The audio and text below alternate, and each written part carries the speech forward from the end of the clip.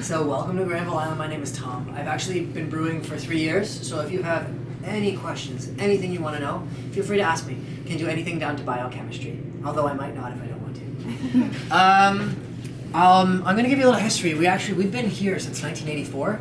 Up until 1984, we were supposed to be right over there across the road. That was the original site for the Granville Island Brewing operation. Obviously, we wound up finding it was a really slow process, and this space fitted our needs much more adequately. So we decided to move over here. We've been there since 1984. We have taken a little bit of a break. In 1993, we were bought by Peller Estates Winery, which, if you're wondering, is why we have the wine over there. We sell it out of courtesy to them. They bought us in 1993 and moved us to Kelowna, and it wasn't until 1998 when we were bought by Creemore Springs, who was in turn bought by an umbrella corporation called Six Pints, that we moved back here. That being said, it was fantastic that Six Pints bought us because we still have autonomy over our own company. We get to decide the creative process for ourselves. We have a chance to move forward at our own accord, but we have access to their distributors, their everything. So, that being said, I know it seems crazy that we were bought by another company, but that's actually the way of most of the Canadian beer market. About 60% of the market is owned by 3 companies, and then the other 40% of the $5.6 billion market, as of 2012, is actually controlled by probably about 200 microbreweries now, who independently operate and fight over the scraps. Weird. Wow. Yeah. I know. I hope I didn't shatter anybody's dreams. The umbrella company is Canadian? Yeah. Yes. The umbrella company was Canadian until they were bought by Molson, who was bought by Interbrew, so now they're Belgian. But Canadian roots. Yeah, Canadian roots, yeah.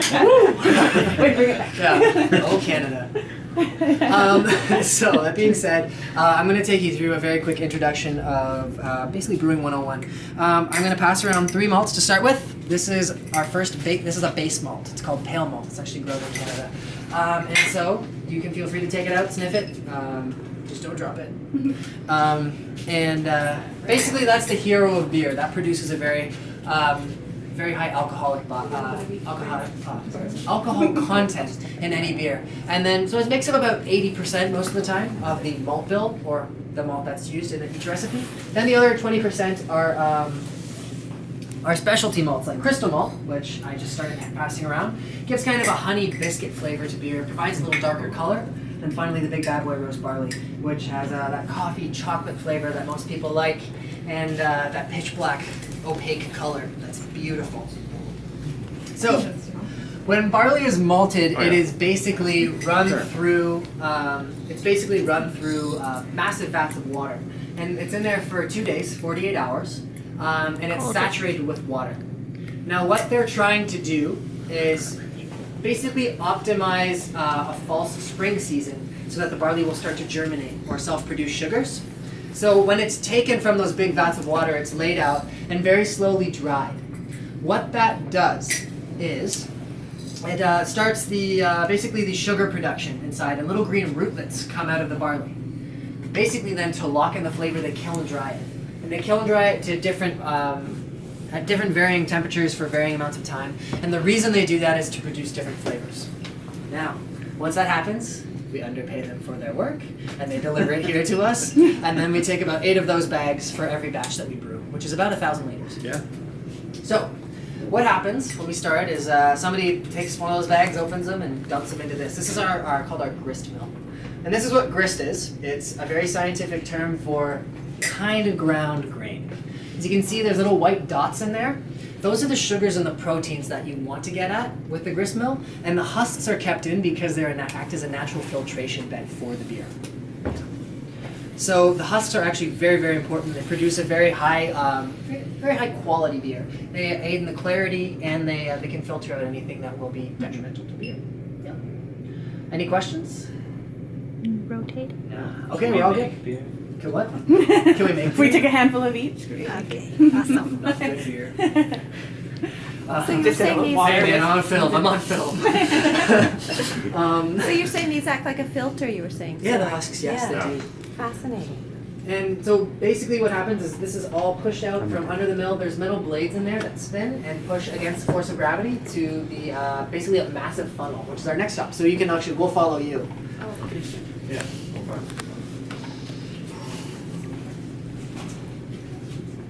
Goes all the way there.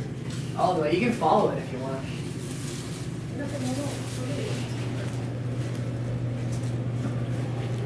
Right here. Okay, so we're just going to stop right here in between these steel tons. Saskatoon. Right here? It's right outside. Really? Yeah. So I saw that. Now I know where comes from. I knew it was from Saskatchewan. I didn't know where. 1 hour outside of Saskatoon. I'm going to remember that when I drop that fact on the next one. You come all the way around here. I'm going to use the speaker's podium. Okay, so as you can see, it goes all the way up there. And now what happens is, you'll notice there's a little latch on the bottom. The latch is there because we want to prevent the malt from being dropped in before it's time. And the reason is because making beer is like making tea. If you've ever been to David's, they'll give you those really specific instructions that unlock the flavor potential. And it sounds like BS, but it's not. Especially in this case. Most enzymes that are used for the breakdowns of sugars are active at between 135 and 145 degrees Fahrenheit. So things like alpha amylase, beta amylase, and beta glucanase. If you took biochemistry 101 at university, you know what those are. Those are all active at between those temperatures. So for about 60 minutes, the malt is kicked around by an auger, and we just try to get all the sugar out of the beer that we possibly can. While we're doing that in this kettle, the water heats up and then to a higher temperature and is run over the malt after that hour. The reason we run the hot water over the malt is for 2 reasons. One, we can leach every possible sugar out of the malt. 2, it deactivates the enzymes that could later cause some trouble. So we stop starch conversion completely, and then we run it right into here into this boil kettle. Now, a lot of people wonder what we do with our malt when it's done. Do we throw it out? We don't. There's actually a pig farmer who comes in every day and collects it. We also make bacon, so you're welcome to that. From the underside, there's a series of pipes that the wort, or unfermented beer, runs through and fills up this kettle. This kettle is then brought to a rolling boil, and that's where the third ingredient comes in. Those are hops. So I'll show you what they look like. These are fake, but that's hop. Pass this around. Pass it around. So the reason hops are now added to beer is not just because they're bitter and they counteract the sweetness of wort. They're also a natural preservative. And that's one of the few natural preservatives that exist. So hops can add anywhere from 6 months to 5 years to beer's shelf life, depending on how many you use. The beer might be disgusting, but you could age it for 2 years and it would be pretty tasty. So there are 3 major classifications of hop. There's bittering hops, flavor hops, and aroma hops. You can all guess what they're used for. They're added at different times of the boil in the boil kettle. Boiling hops are usually added around 60 minutes. Flavor hops anywhere between 40 and 20, and then aroma hops as the kettle is burned out. So as heat's shut off. From there, we actually run the beer through a heat exchanger to cool it very rapidly, and then we aerate it. We inject oxygen. And the reason we do that is to give the yeast what it needs, the fuel it needs to start basically fermentation. And then from there, it's run into one of the two vessels behind you. Now there is a bottom fermenter and a top fermenter. This is one of the most important steps in beer making because all beer is either an ale or a lager, depending on which yeast strain it uses. So there are lager yeast strains, which will use a bottom fermenter, and they use that because lager strains operate at a colder temperature. They take a more amount of time, usually about 14 days, to undergo fermentation before it's moved to the secondary. And ales operate much more quickly, and they take about 4 to 6 days. So ales obviously are a lot quicker to make. If you are a home brewer, a lot of people like ales because they can just pop them out, put them on your own draft system. From there, it doesn't really matter. Once fermentation is complete, which our brewmaster will measure, we'll actually take them over to the storage vessel, which is just in this fridge. Follow me.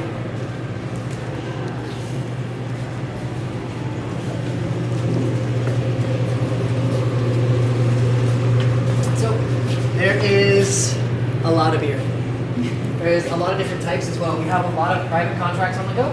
So we make beer for some restaurants, we do our own stuff, and basically whatever is required, we will put out into any of these little vessels.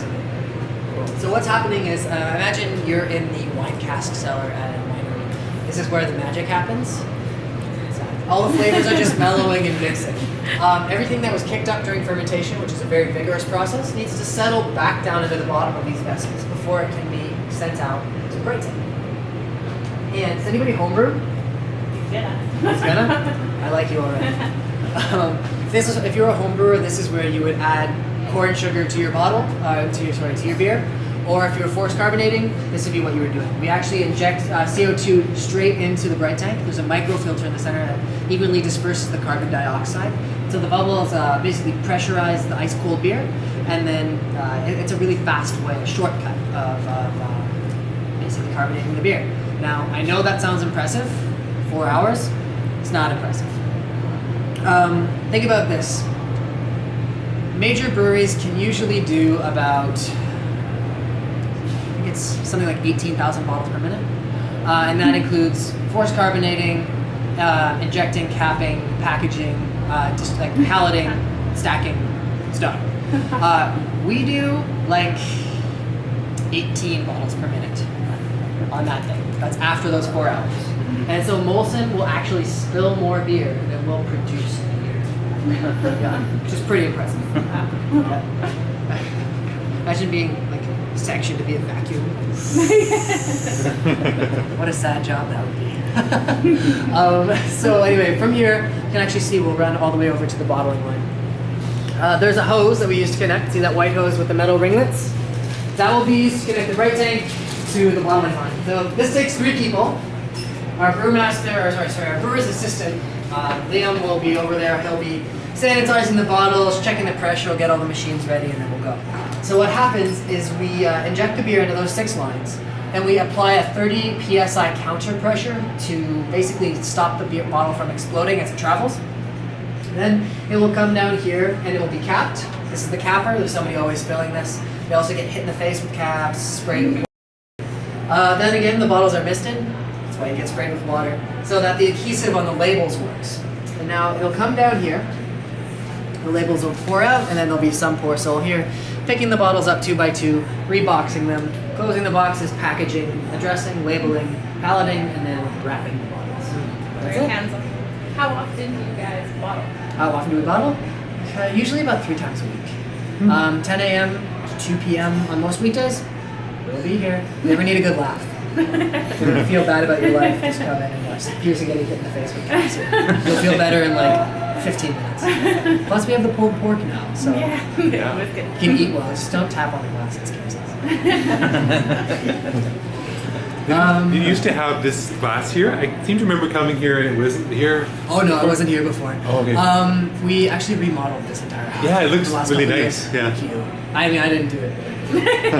But yeah, no, we just remodeled this place, and thank God it's over. It's really nice to have the place back. Well, thank you very much. Yeah, you're very welcome. Thank you. Did you guys any of you not tried the beer yet? No, we haven't done our Oh, beer. perfect. Then feel free. Just wait around here. If there's a spot at the table, just grab it.